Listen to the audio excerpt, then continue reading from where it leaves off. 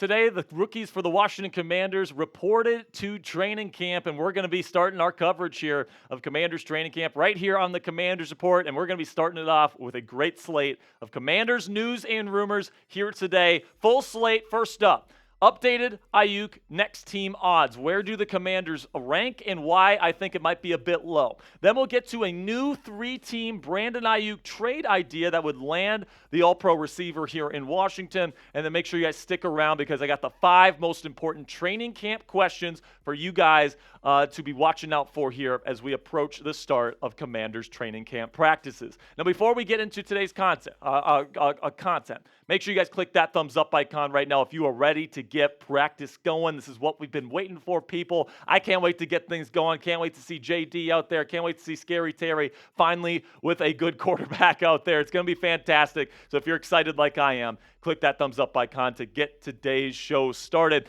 Now, Tuesday, Brandon Aiyuk requested a trade from the San Francisco 49ers. We put a video out on there. It did very well. A lot of you guys probably watched it. And since then, the next team odds have shifted here where they went from tied for first to fourth, okay? So Pittsburgh Steelers currently first at plus 350. Jacksonville Jaguars sitting at plus 600. The Colts sitting at 650.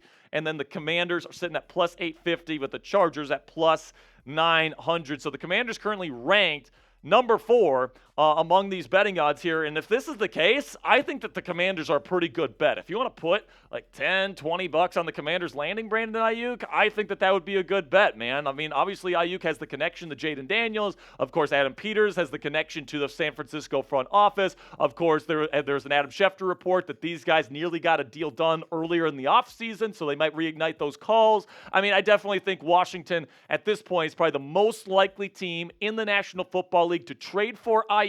That is, if San Francisco decides to deal him. So let me know down there in the comments section, what is the percent chance that the Commanders trade for Brandon Aiyuk this season?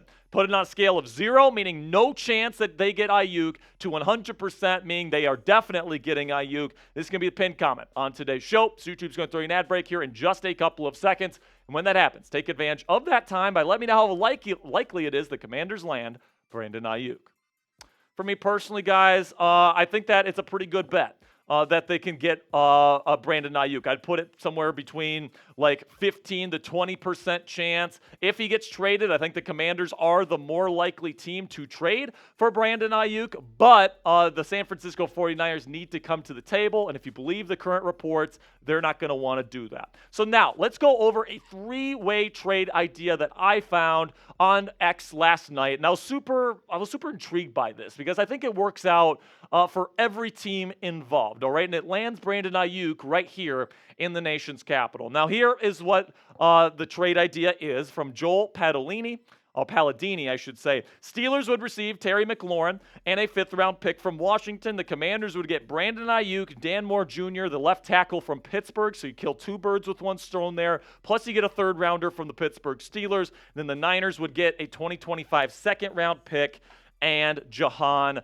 Dotson. Now, coming up next, my take on this idea. I'm going to let you know which team I think would probably say no to this deal if presented. But before I get into that, let's have a word from our sponsor here at Fanatics. You can go chatsports.com/DQ if you want to pick up a brand new Commanders ball cap. We know that new head coach here in Washington, Dan Quinn, loves to rock that backwards hat on game days. You can rock that same look on Commanders game days this year when you go to chatsports.com/DQ. Really do appreciate all of your guys' support. If you use our link and you make a purchase, Fanatics is going to send us part of the proceeds. So if you want to help us out here, make sure you go to chatsports.com/DQ.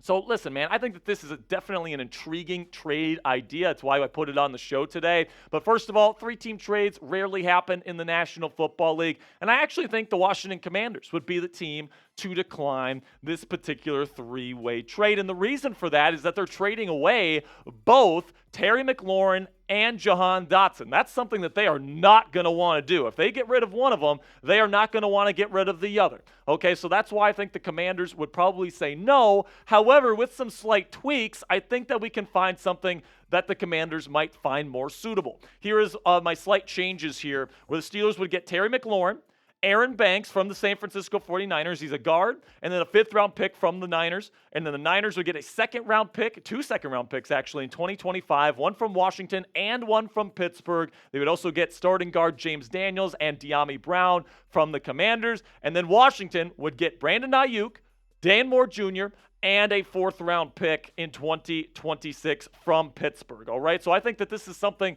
that the Commanders would like more because they're not giving up both of their stud receivers. You get to pair Brandon Aiyuk up with Jahan Dotson in this scenario, and I think that this is something that both the Niners and the Steelers would both find acceptable as well. But let me know down there in the comments section, would you accept this trade? Completely understand if you would say no. Terry McLaurin is awesome. I would certainly take pause in letting Terry McLaurin go elsewhere, but let me know. Type A for accept or type D for decline what you guys are thinking about this particular trade idea.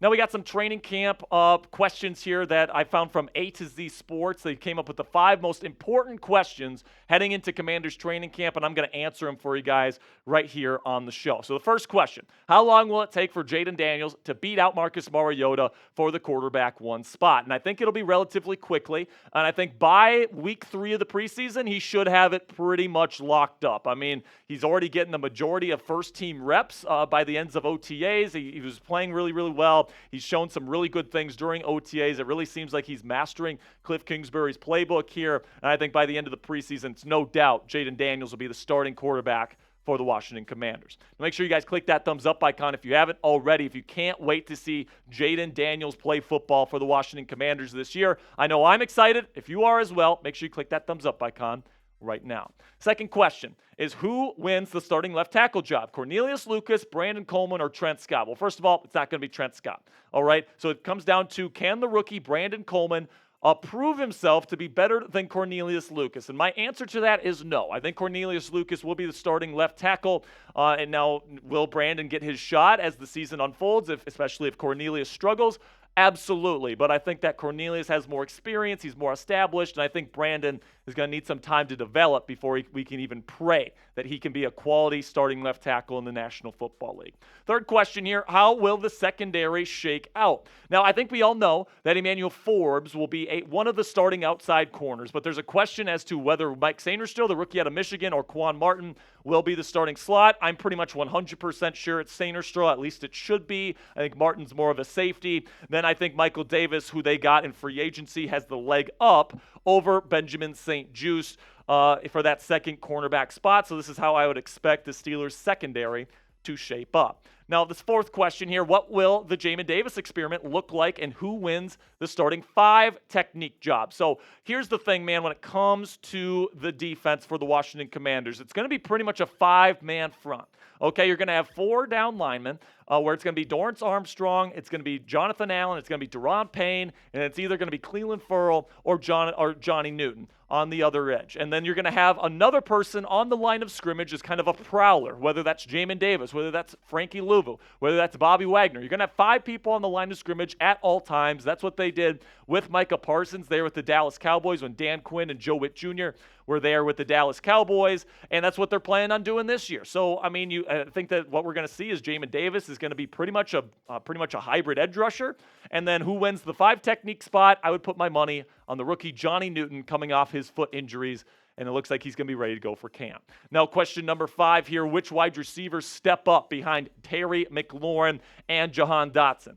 And I think that the person that steps up is De'Ami Brown. It seems like he's very motivated to prove himself this year. I think that he'll end up being the wide receiver 3. He had a really good connection with Jaden Daniels at Commanders OTAs this year. I think that translates over to training camp. Luke McCaffrey, Dax Milne, Zacchaeus, Crowder, all these guys, Tinsley, maybe Marcus Roseby, Jack St. works his way in there. There's going to be a rotation there at the end. And I think that, this is a pretty darn good wide receiver group and a pretty fun one heading into the preseason this season.